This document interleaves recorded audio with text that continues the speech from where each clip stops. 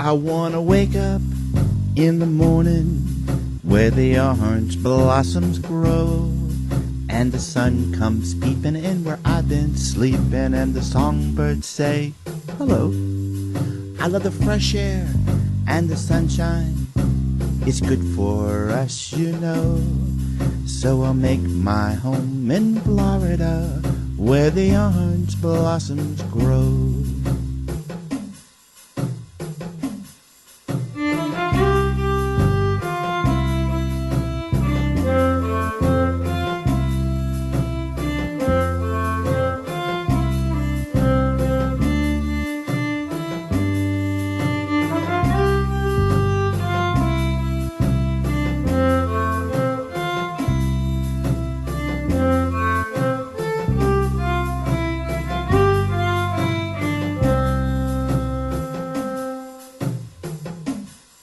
I wanna wake up in the morning where the orange blossoms grow, and the sun comes peeping in where I've been sleeping, and the songbirds say hello. I wanna walk down a sandy beach like I did so long ago. I wanna make my home in Florida where the orange blossoms grow. I wanna wake up in the morning where the orange blossoms grow, and the sun comes peeping in where I've been sleeping, and the songbirds say hello. I wanna tube down the Kentucky like I did so long ago. I'll make my home in Florida where the orange blossoms grow.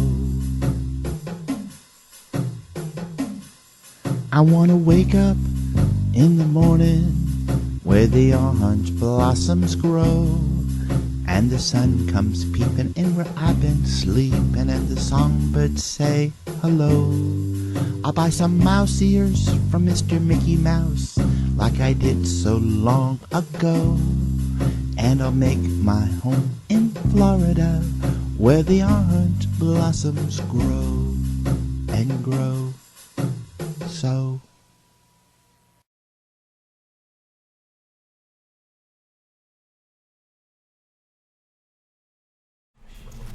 good morning, I'm Rosemary Casano, and today we have the honor of being here with Mr. Vinnie Luisi. Thank you. Who's the current director of the Dunedin Historical Museum, and Correct. also a wonderful author for the Dunedin community as well. Thank you. I wanted to say today we're meeting as part of the oral history series for the Palm Harbor Museum. Okay. And just wanted to say thank you again for coming this morning to be a part of that. Well, thank you. It's my pleasure.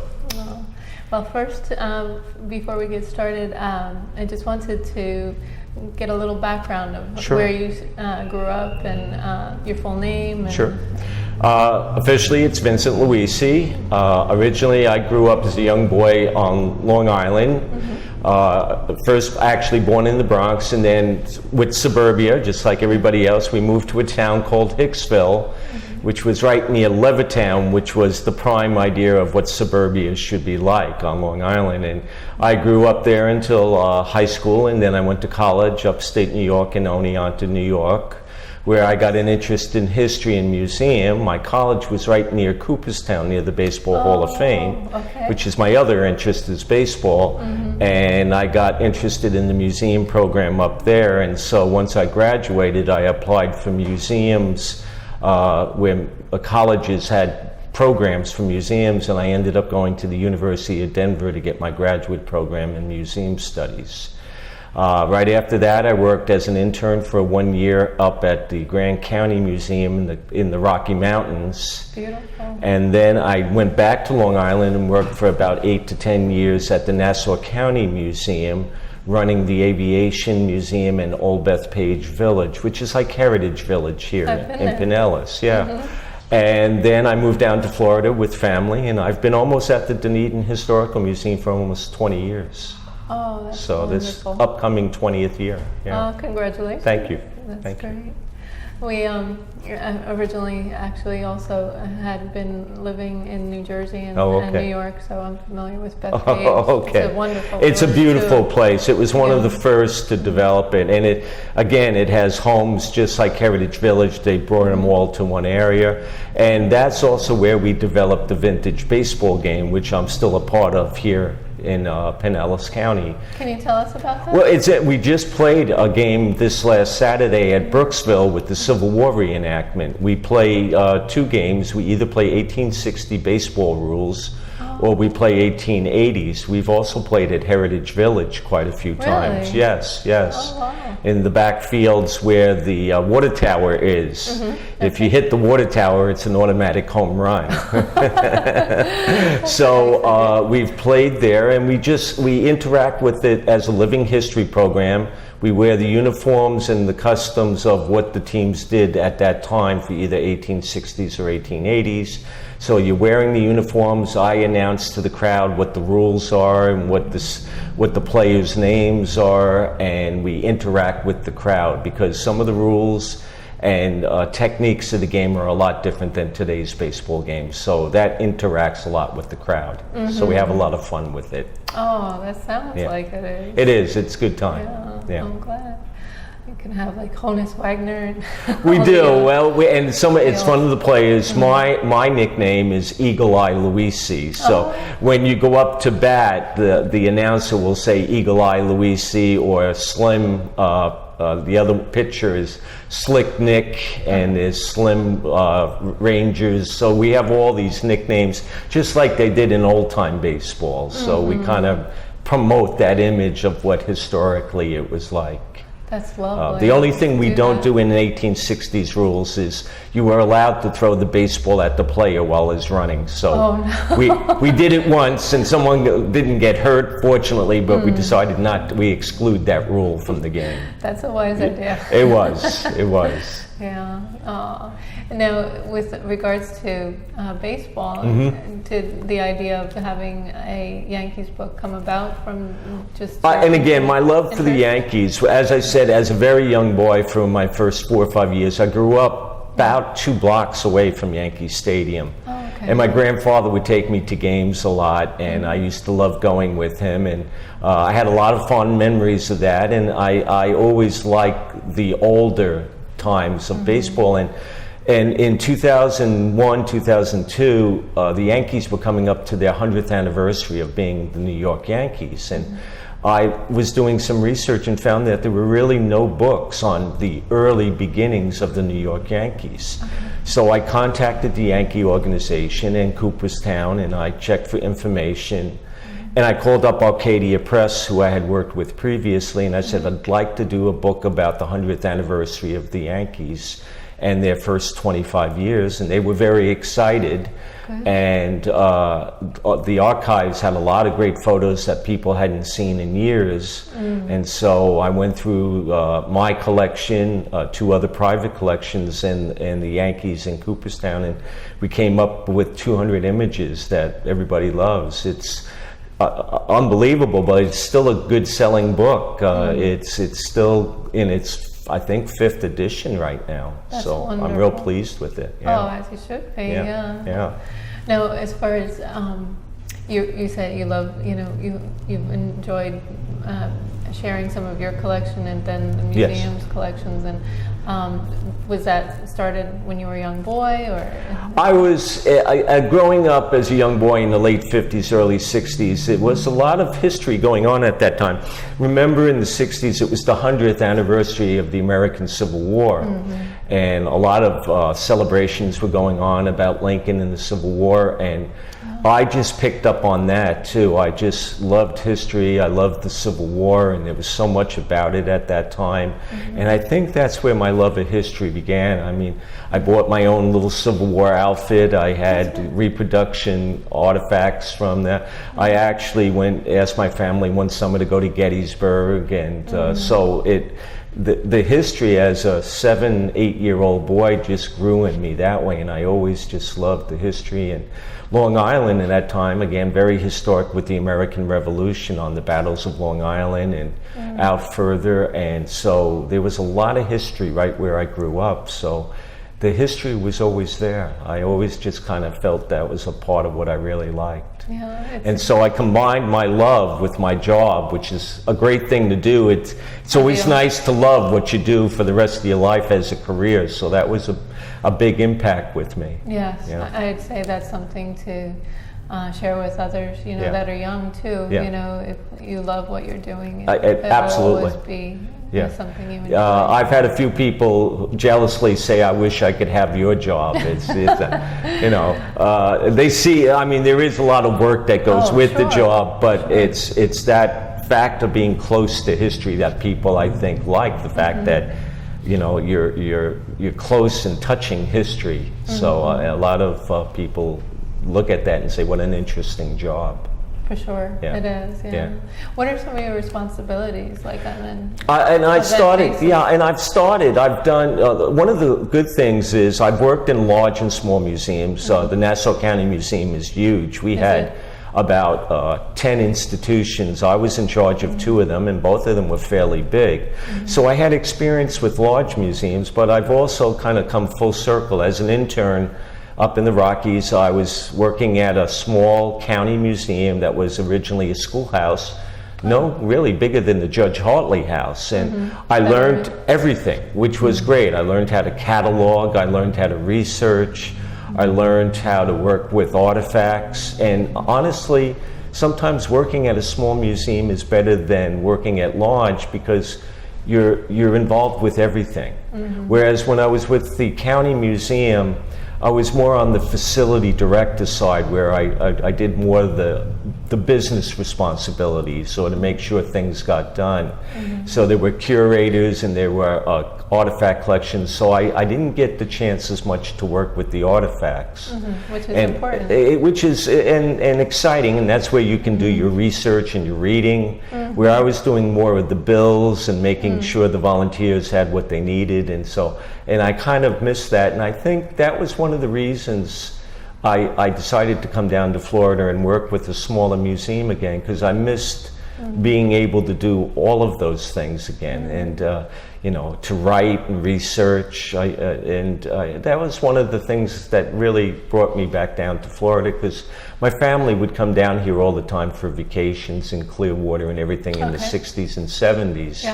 So I was familiar with the area, I knew it, and my brother had moved down before me, living in Oldsmar, and we'd come and visit him. And I found out, I briefly worked at the Tampa Bay History Center while they were starting to research to build their museum, which is a beautiful facility now, and I worked 2 years with them to do some research. But I was still living in Dunedin. I was on the board of Dunedin. Originally, I started as a volunteer. Oh, how great. For a year and a half, Vivian Grant, who many people know, I walked in Saturday and said, "I want to help you and be a volunteer," and she grabbed me right away. And not many volunteers walk through the door that easily, and she said, "Well, sit down and tell me what you want to do." And when she found out I worked with museums, it was even better. Oh, sure. And within a year after volunteering, I was on the board to work with them to help build up the museum at that time. And then eventually, after about 2 years, I became the director of the museum and started working full-time there. Oh, that's lovely. Yeah, it worked out perfect. It did. Yeah. Right place, you know, at the time. And I'm very proud of Dunedin because we've come a very long way. When I first started, we had just built the back area, and it was pretty much just 3 rooms of artifacts and everything. And the volunteers who had run it for 25, 30 years had done a wonderful job, but I just saw many opportunities of what we could do to improve the museum. And here I am coming up to my 20th year, and I still feel like we still have more things to do, so it's never ending. No, yeah. But it's exciting though. It is. Been to the it's always something museum, new. And I love this sailing and boating, Yes. building. And we do, industry. and that's another thing. We built that great temporary gallery where we now allows us to change exhibits on a regular basis, where the front 3 rooms are more Dunedin's history that are more permanently there. That back room gives us the opportunity to change many things at times we want, from traveling exhibits such as the Smithsonian, or we had the Mel Fisher Pirates of Florida history there. So we get the public to always come back because it's something new. Yeah, that is a key. Yeah. To revitalize it and make it interesting every season. Yeah. That's good. Yeah.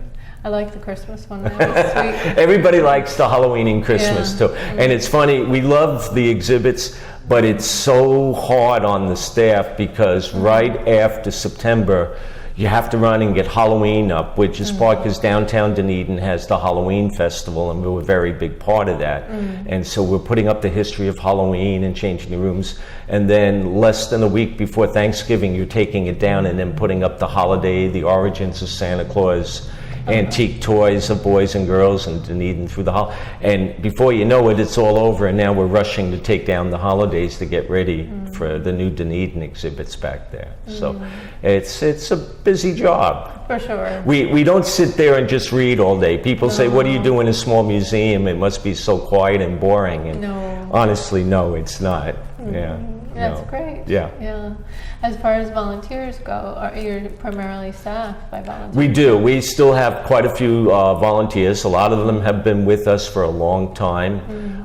We are also still, again, and there's a rotation, we're always looking for new volunteers. That volunteers are a very important part of museums, large and small. They're the ones that welcome people in. They're the ones that do a lot of school groups.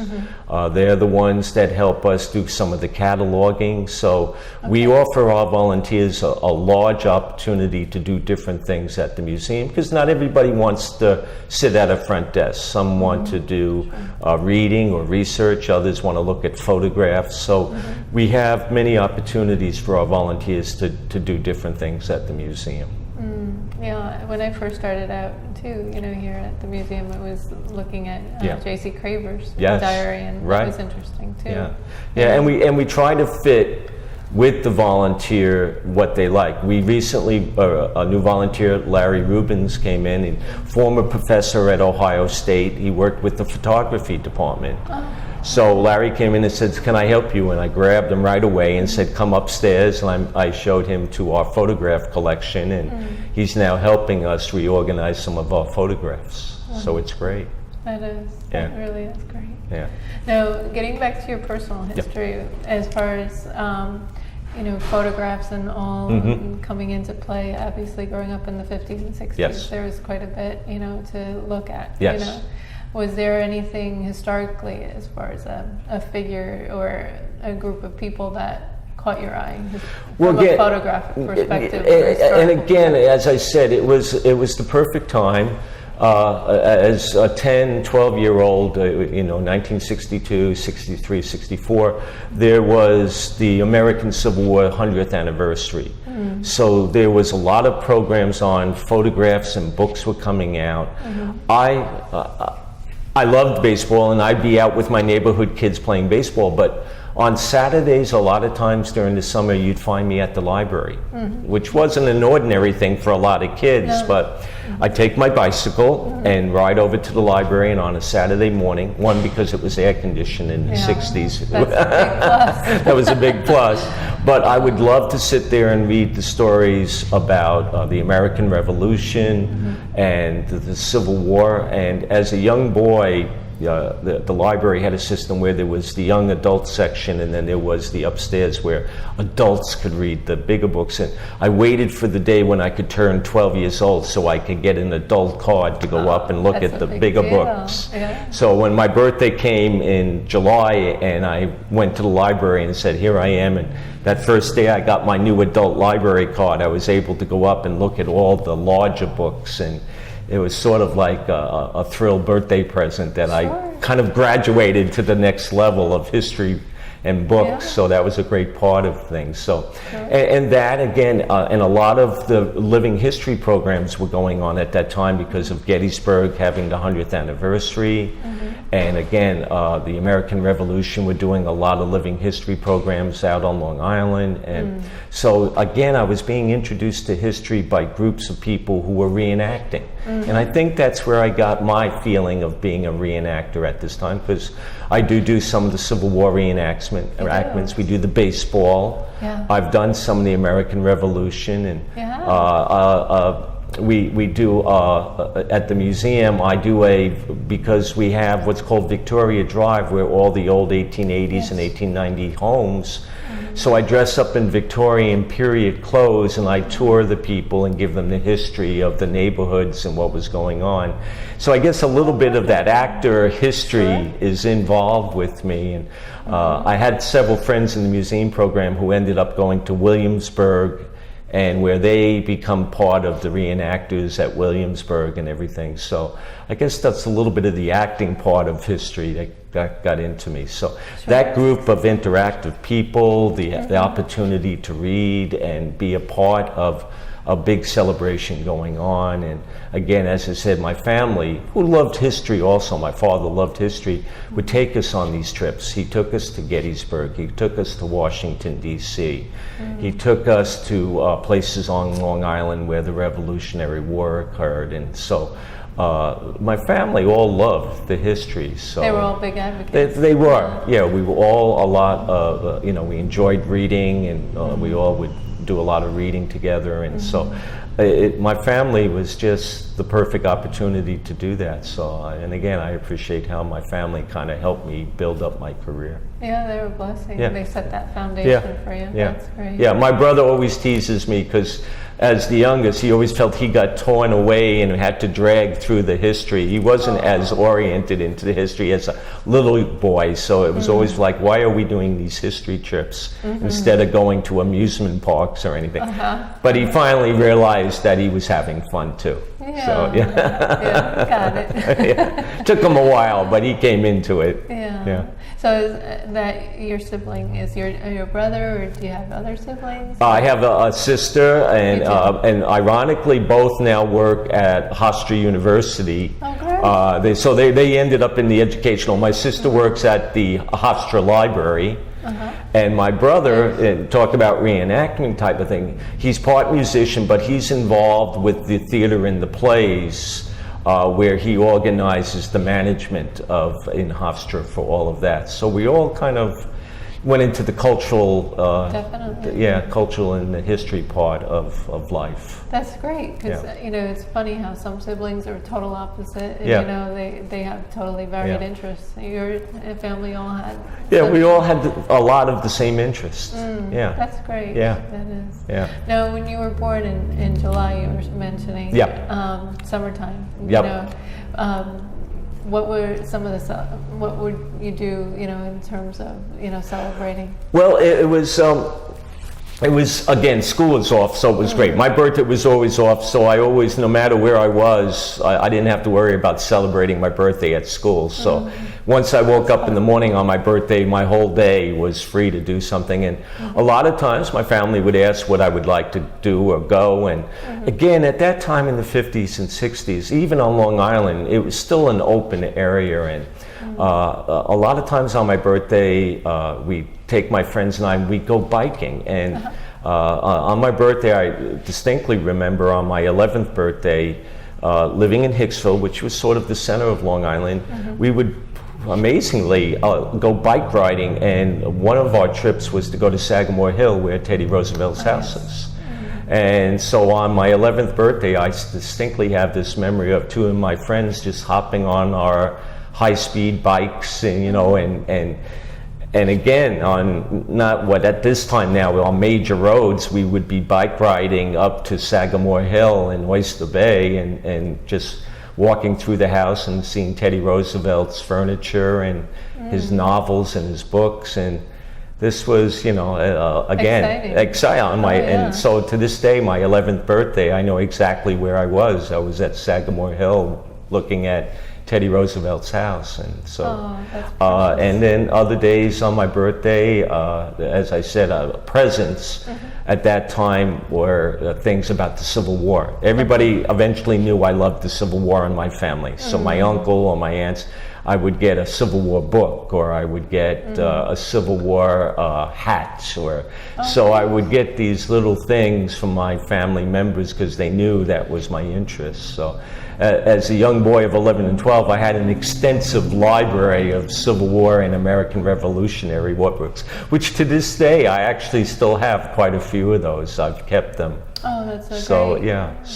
That a lot of that birthday, even on my birthdays, they were kind of related to history. It definitely involved itself in every facet of your life. That's great. I'm glad. It is. Now, as far as coming here to Pinellas County, when you first got here, how did you take it all in from a historical perspective? Well, again, in the 60s and 70s, my family, we traveled for that. My father was very conscious of having family trips together, and every summer or winter, we'd take a break, and every other year or so, we'd come down to Florida, and Clearwater would be our main stop. And at that time, it was a lot of the mom and pop hotels still. It was very small.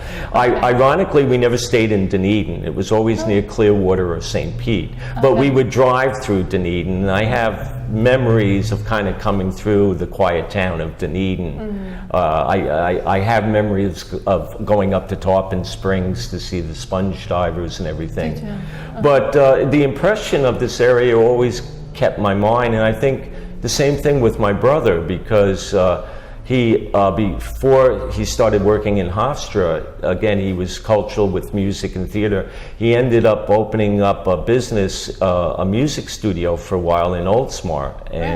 And he came down first, and again, I would come down and visit him with the family, and I just said, gee, Long Island was getting crowded, things were happening, and I just, at that time, 25 years ago, Pinellas was still a little bit open. It was, it wasn't as busy as it was today, and even 25 years ago, I remember the Hillsborough and Tampa Road still being a 2-lane road, and nothing like it is today. And I said, it's kind of nice. It's the history is still here. You could feel the history in the air. It was still, it wasn't disappearing yet. Buildings were still here, and old feelings of the old time Florida was still. I could just still remember driving up through Tampa Road and smelling the palmetto leaves burning at night, where the farmers were clearing the fields and everything. I still smell that. Occasionally you get the whiff in the air, and it's very distinct, and every time I smell it or something, it brings me back to those memories 25 years ago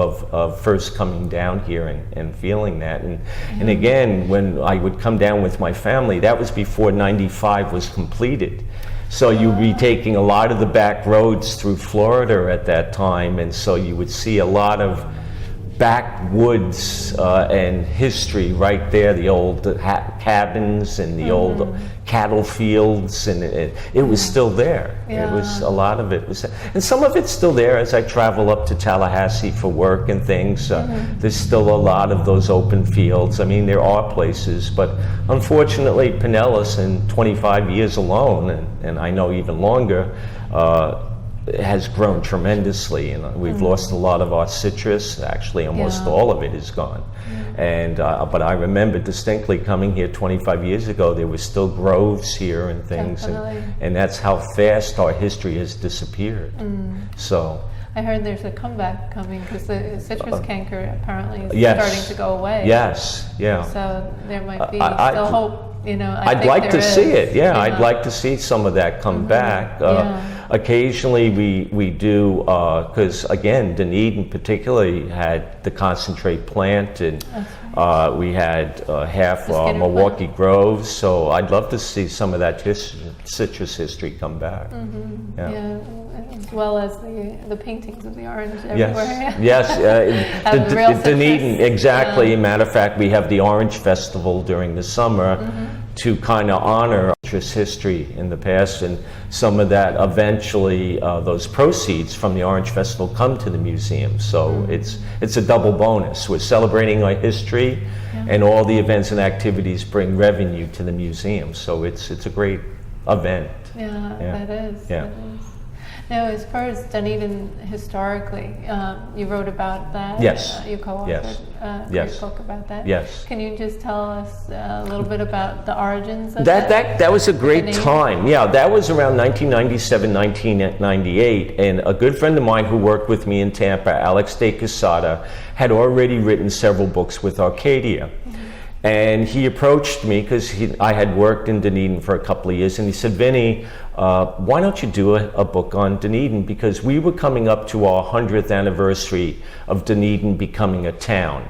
So it was our centennial in 1999, and he said, this would be a good time to do a book. And I said, well, I'm not sure. I don't know if they'll, he says, I'll tell you what. He says, I'll do one chapter. He was very big in military history. He says, if you do the rest of the book, this way, using Alex's name got me easy access into Arcadia Press because they had already worked with him. Okay. So Alex arranged with Arcadia for getting permission for me to do the book, which was much easier. So we kind of jumped the ranks that way. And Alex did the chapter on Dunedin during the war, during World War II, and I did the rest of the research for Dunedin's activities. And it was a perfect time because that next year, 1999, was Dunedin's 100th anniversary as a town. And the town just went wild. The city was involved, schools were involved. So it was a perfect time for the book. It helped people understand photographically and some visually of how the town had changed and grown through time. So, but that was 1999 in Dunedin. It was what we called the year of the hog, because the original story was Dunedin became a town because so many hogs were running through the town, they had to have laws to pen the hogs. But because it wasn't a town, you couldn't make laws. So the specific reason that Dunedin became a town was to get rid of the hogs, which ironically it never really happened after that anyway, because the first hogs were penned by the sheriff, and everybody threatened the sheriff that they would kill him if they didn't. So, but eventually the system worked out. But the reason Dunedin incorporated was for hogs. How funny. So, wow. where the museum's actually looking now for a little mascot, and we're thinking of going back to the hog as the mascot of the museum. That would definitely be apropos. Yeah, exactly. Yeah. So now Hog Island. Well, and that's true because there were that many hogs on Hog Island. So, but those hogs would come, and again, that was a staple of food at that time because you could preserve it. Yeah. So, but people wouldn't pen their animals, so they would just let loose. Actually, probably healthier because they were roaming. Yes. As opposed to being fenced in or caged in like a lot of the places are now. Exactly. Dunedin owes part of its history to the hogs. Nice. Yeah. Very nice. To this day, we have a race called the Hog Hustle now in Dunedin in May. Oh, really? Yeah, we do. That kind of carried on the legend of the hogs. So the runners always, I think we're up to our 15th anniversary of the Hog Hustle. When does that take place? I think it's mid-May. Oh, fun. Yeah, mid-May. That's fun. Yeah. Now, as far as Hog Island and Henry Scherer and Myrtle, and he raised hogs as well. Absolutely. And had you ever gotten an opportunity to meet Myrtle or any? She passed away just at the time I got down here, and it was really unfortunate. Vivian had told me she wanted me to meet her, and she passed just while I had started at the museum as a volunteer. So I just missed the opportunity. I'm good friends with Terry, her granddaughter, and so we've been friends for years, but that's my one regret with history, because I love meeting people from the community that are such an integral part of, Sure. and Vivian is one of them, and there was so many more, Charlie Jones and Winona, and I just thrilled to the fact that I've had the opportunity to meet these people and talk to them, because all these people are living history. For sure. Their lives are the history. I mean, so she's one of the ladies I wish I would have had an opportunity to meet. Me too. Yeah. Me Yeah. too. Yeah. Yeah. Myrtle, you've done a beautiful tribute with Terry over at the museum. Yes. That I really Yes. appreciate. You Yeah. know.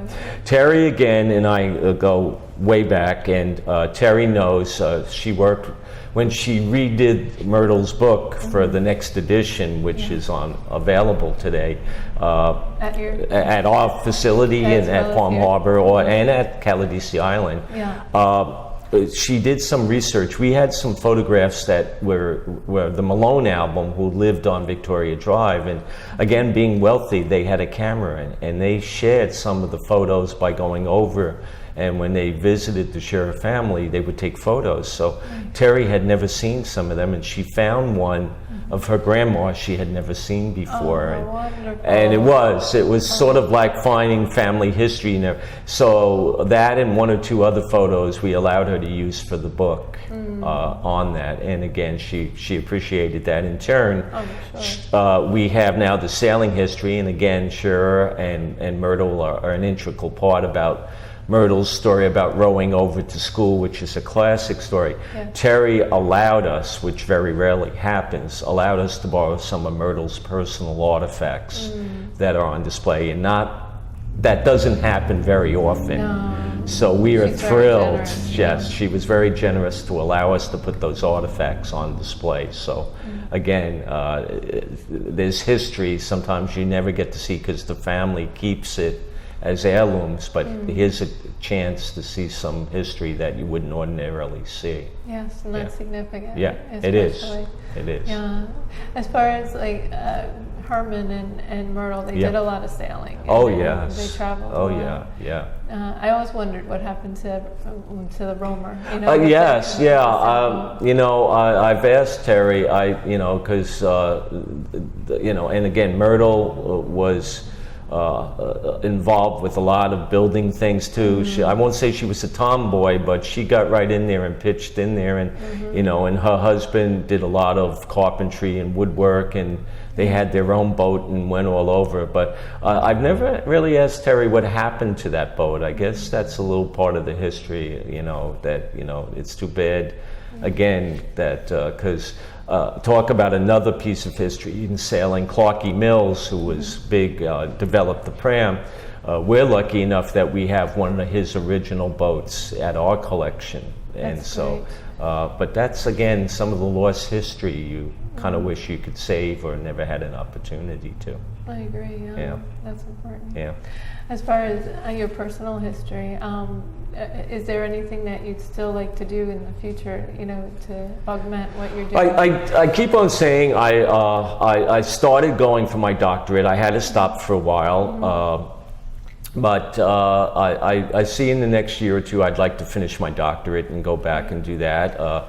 One of my plans is to do for my doctorate a full maritime history of Pinellas County. There's been a few books here and there that talk a little bit about the sailing and the ocean and the water, especially Weeden Island just found that huge canoe that the Tocobaga had used for traveling, and I see this opportunity to expand on the history of our waterfront and the history of sailing and steamboating and things, because again, Dunedin is the center point on the west coast from Sea to Key West, and Dunedin was an integral place where a lot of the shippers would stop to get fresh water and supplies and everything else. So out of that kind of interest of our general store, my interest of maritime history has grown. So I'd like to probably do my doctorate on the maritime history of the Pinellas County area and do that. I wish you good luck with that. Thank you. I'll need it. I'm sure. Thank you. Oh, you're welcome. I wanted to also ask, as far as just your family, what would you like to share about them? I tell you, it's, again, living at that time in the 50s and 60s, I'm very fortunate. I grew up in a great family. As I said, my family really endorsed the cultural, the arts, and my father was a mailman in New York City. Oh, okay. And and again, it was an interesting job, and we would all, at times, he would let me come into New York City, which was a thrill in itself. Sure. And he'd take me around on his job, and just the bright lights in the big city were a thrill, but it was that same thing of seeing something new and learning about it. My dad always instilled that in me, that, you know, no matter where you go or what you do, you can learn from that experience. And and I think that my dad always encouraged me to always learn more and do things. And my mom was the same way. She was the one that first took me to the library and said, you know, here's something free you can go to do, and you know, and enjoy it and read it. So my mom and dad were always there to kind of build up that curiosity of the love of education and history. So I've always really thought I was a lucky, our whole family was very lucky that we had that kind of family that would do. I won't say it was the Leave It to Beaver life, but it was a lot, you know, it was we had a great family, and everybody cared about everybody, and we did a lot of things together. So it was a really wonderful life. Yeah, integral, I'd say, for a good foundation. And it's a blessing to have a family that's supportive like that. My dad passed away suddenly in '97, and they would come down, my mom and dad, and I'm a runner, and my dad used to run with me, and when they were down here for visits, we run on Honeymoon Island. Oh, great. And when my dad passed away suddenly, I again missing him, but I was still run Honeymoon Island, and at that time they were putting benches up around Honeymoon Island, and in '97 it was just starting, and at the 2.5 mile mark at the end of the North Beach, I put a bench there with my dad's name on it. So it was in memory of him. And so every time I go run out, I'd be stopping at my mark, which was right where my dad's bench was. And today that bench is still there. Wonderful. Except when the hurricanes come, sometimes they get washed around, but the state park puts them back. But it's a nice memory for my dad. So whenever I go out there, I see my dad's bench. And again, it makes me think of him and everything he kind of instilled in me. That's beautiful. Yeah. That's really precious to have that rest point to think of them, contemplate. It reminds me of the movie The Way. Oh, yeah. Similar. Yeah. That's precious. Yeah. Yeah. I wanted to also ask, as far as, was there anybody, with regards to that tale with Dunedin, interestingly, there was a part of time where it was called Jonestown or Jonesboro? Oh, Jonesboro, yes, Jonesboro. And it's an interesting story. When I do Victoria Drive, I tell this, and the first thing I say to anybody that's on the tour, I say, are you a Dunedin citizen? Some are, and some are tourists, and I say, are any of you related to the Skinner family or the Jones family or the Douglas family? And if anybody raises it, I said, if no one does raise their hand, I said, well, now I can tell you all the inside stories so I don't offend anybody. Because the inside story is that Mr. Jones had arrived to this community, which became Dunedin, several years before two individuals from Scotland.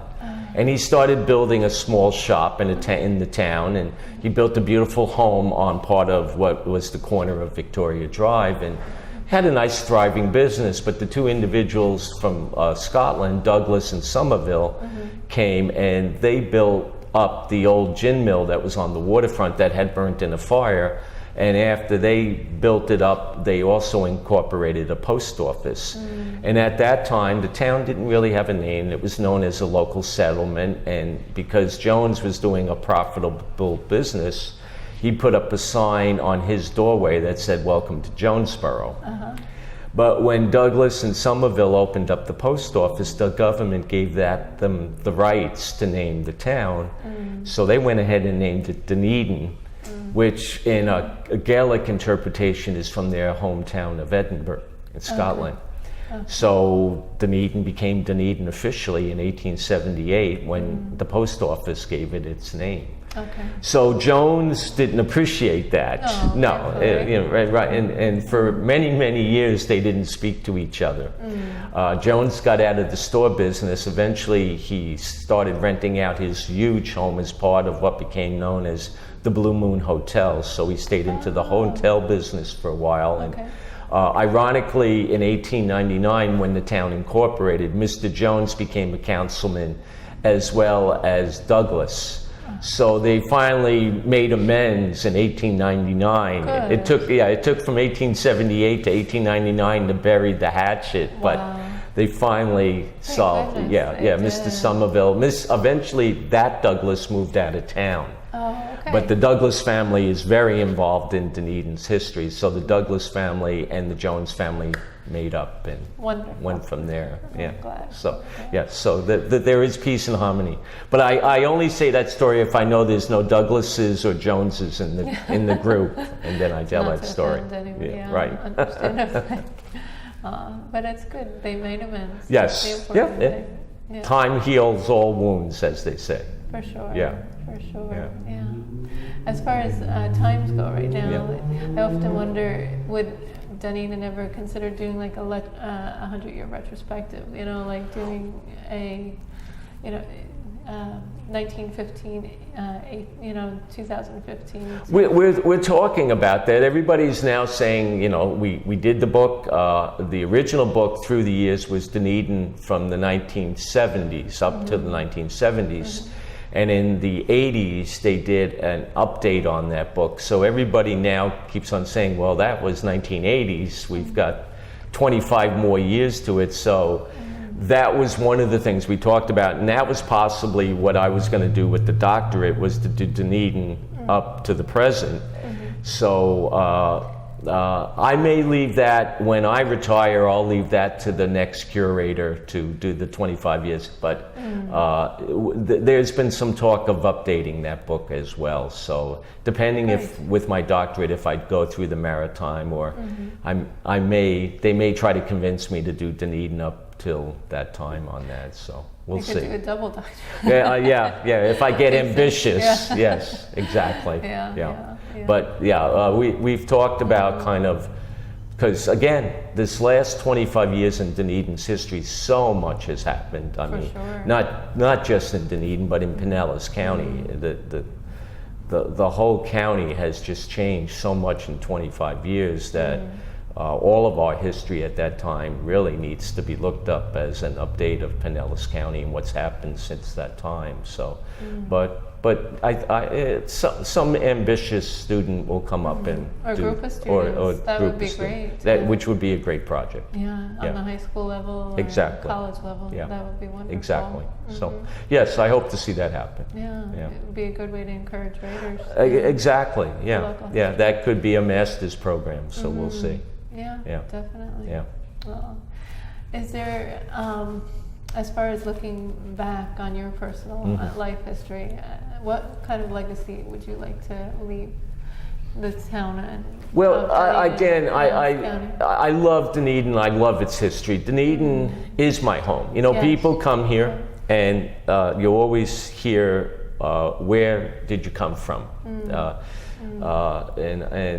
I always kind of listen to what people say. Well, I'm from New York, or I'm from South Carolina. And I said, no, where are you from? Because people now live here in Dunedin. And I love to try to teach the fact that this is your home now.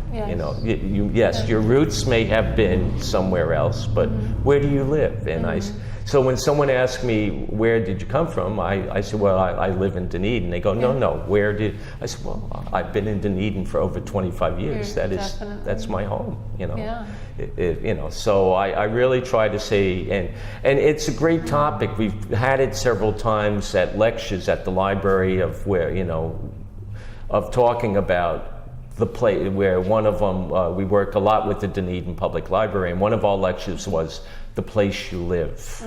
And we talked about how people acculturate into a new culture, where it becomes your home, and when does your home become your home from when you've lived someplace else? And we've talked about that, and I can consider Dunedin my home. This is, a quarter part of my life has been spent in Dunedin there. Rightfully so. Yeah, you're definitely entitled to say that. Exactly. Yeah. So it's important to me to say that type of thing. Yeah. Yeah, after being here a decade, I can say that Palm Harbor's my home. Yeah, exactly. Yeah. And I'm proud of that. I've loved to see my community grow and develop and watch its history change. So it's an important part, and that's part of what we're doing with a lot of our young kids today in the educational programs, is to say, this is your home. Yes. Get to learn about your community and where you are growing up, and learn about it. Be proud of where you are and how it got to be. Learn the story about Mr. Jones and Mr. Douglas and Mr. Somerville, and be a part of that history. And that's what we try to teach at our educational programming. That's a wonderful mission. It really is. It gets the kids really proud of where they're at, as they should be. Yeah. I mean, this area is a beautiful area. It is. I've seen other areas growing up north, and I can definitely say this is one of the... we talked about the Dunedin book when I first did it. And again, I had been living in Dunedin at that point for about 6-7 years. And I was, even at that time, very proud of where I lived. And it had such a hometown feeling to it that if you look at the last page of the book, I did it purposely. A lot of people really don't know to this day. But the last photo in the book is of a little boy in the woods on a little dirt path walking with a fishing pole in his hand. And it reminded me so much of Opie and Mayberry. Yes, absolutely. And I just said, but that was my feeling at Dunedin. That I just had this feeling that Dunedin was another Mayberry. And that picture just kind of epitomized to me what Dunedin was all about. That made me feel that way. So that if you look at the last page in that book, that's why I did that picture. That's beautiful. That's just a great way to encapsulate, that innocence and that sense of life is still open, and it's still beautiful. Yeah, and that's how I felt. That's great. And I appreciate it. As far as if you had to finish the sentence, Vinnie Luisi is, how would you finish that? Historian, scholar, and a lover of history. Very well put. Thank you for this interview. My pleasure. I love being here. Thank you very much for the opportunity. You're welcome. Thank you. I wanna wake up in the morning where the orange blossoms grow, and the sun comes peeping in where I've been sleeping, and the songbirds say hello. I love the fresh air and the sunshine. It's good for us, So I'll make my home in Florida where the orange blossoms grow.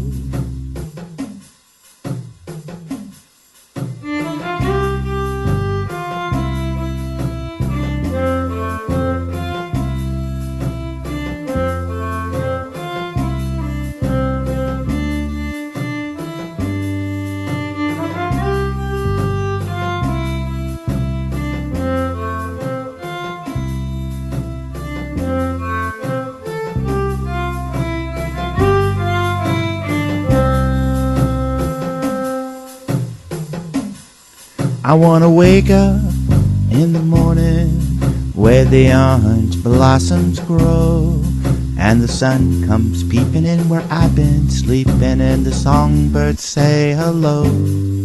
I wanna walk down a sandy beach like I did so long ago. I wanna make my home in Florida where the orange blossoms grow. I wanna wake up in the morning where the orange blossoms grow, and the sun comes peeping in where I've been sleeping, and the songbirds say hello. I wanna tube down Kentucky like I did so long ago. I'll make my home in Florida where the orange blossoms grow.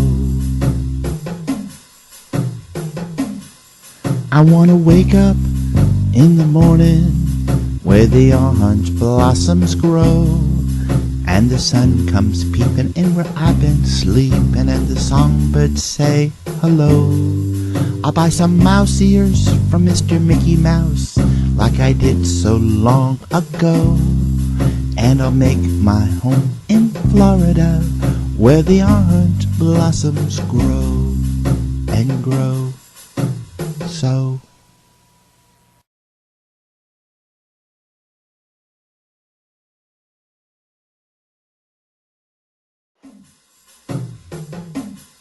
I wanna wake up in the morning where the orange blossoms grow, and the sun comes peeping in where I've been sleeping, and the songbirds say hello. I love the fresh air and the sunshine, it's good for us, you know. So I'll make my home in Florida where the orange blossoms grow